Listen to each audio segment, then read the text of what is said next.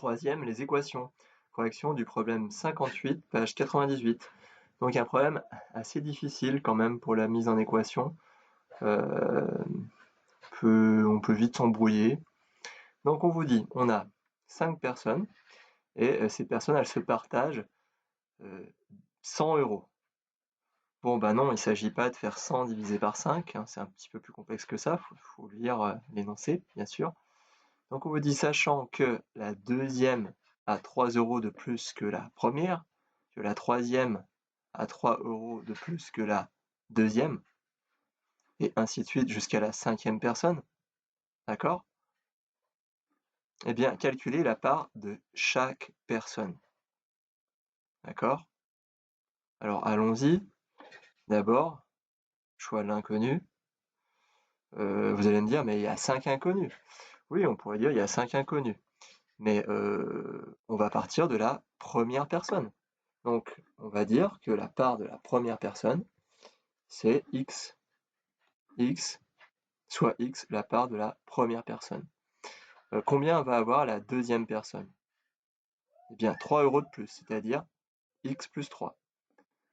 Combien va avoir, non pas la deuxième, mais la troisième? 3 € de plus que la... Non, pas la première, que la deuxième. Donc, la deuxième, elle avait x plus 3, et la troisième, elle a 3 € de plus que la deuxième, donc x plus 3 plus 3. Si on devait, dans un premier temps, faire ça, on aurait la somme de la première, plus celle de la deuxième, de la troisième, de la quatrième et de la cinquième, le tout égale 100. Donc, la première, elle a combien? X euros. Donc, la deuxième, elle a 3 € de plus. Et la troisième, elle a combien? Attention, elle a 3 € de plus que la deuxième. Et la deuxième, elle a x plus 3. Donc, elle a x plus 6. Alors, peut-être que certains d'entre vous, ça a été très simple, très évident, mais je pense que certains n'ont pas pensé à rajouter 3 € ici. La difficulté est là. Donc, la quatrième personne, elle a 3 € de plus que la troisième, et la troisième, elle a 3 € de plus que la première et que la deuxième. Et donc, la cinquième, elle a 3 € de plus que la première, 3 € de plus que la troisième et 3 € de plus que la quatrième. Donc maintenant, il s'agit d'enlever toutes les parenthèses. Peut-être que certains ont réussi à faire ça tout simplement en mettant x plus 3 plus x plus 6 plus x plus 9 plus x plus 12 égale 100. Bon, c'est pas tout à fait pareil. On enlève les parenthèses, je sais pas pourquoi ils m'ont réglé le truc là, pareil. Donc au final, combien on a de x? En tout, on a 5x, 1, 2, 3, 4 et 5. Et des 3, on en a 1, 2, 3, 4, 5, 6, 7, 8, 9 et 10.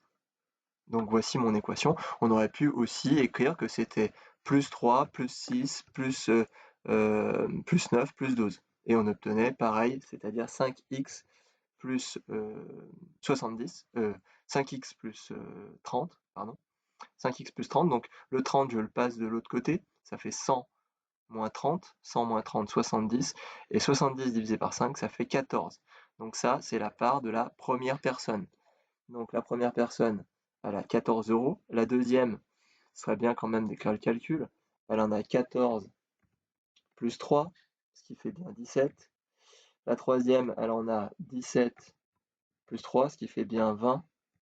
Et la quatrième, elle en a 20 plus 3, ce qui nous donne bien 23 €.